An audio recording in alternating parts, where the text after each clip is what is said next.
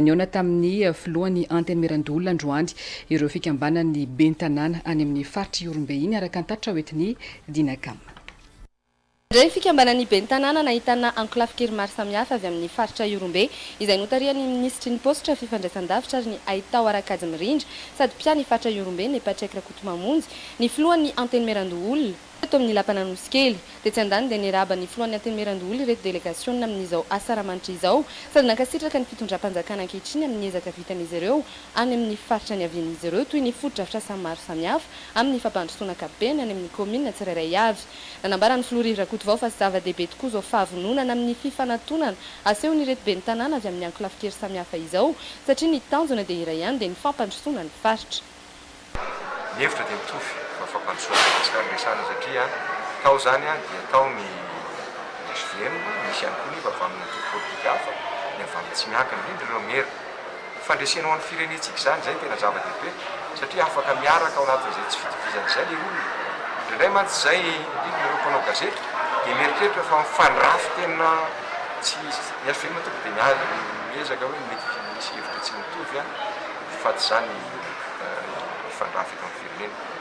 efa kosa izay dia miezaka manao misy lahatra izy ireo zany miasa satria sady voatsy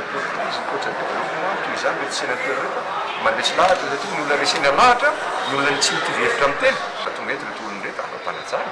satria institution resana fa misy ihany koa zany fifandraisana lahatra ka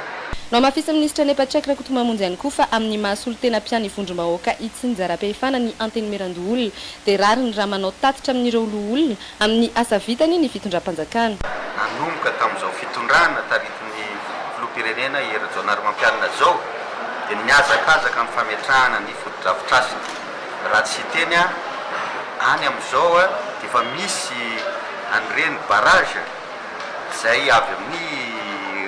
lalan-drano ireny. Zany dia foto-drafitr'asa maharitra ary fa niodiny zany ny filohan'ny Sénat koa moa tamin'izy mbola nisahana ny agriculture sy ny élevage dia nametraka foto-drafitr'asa lehibe izay tanterahana ary efa hotokanana amin'izao satria efa vita soamantsara fanondrahana hektara maro mihoatra ny 2,000 hektara any amin'ny faritra Iorombe satria izy amin'ny androm-panjakana moa zany no miay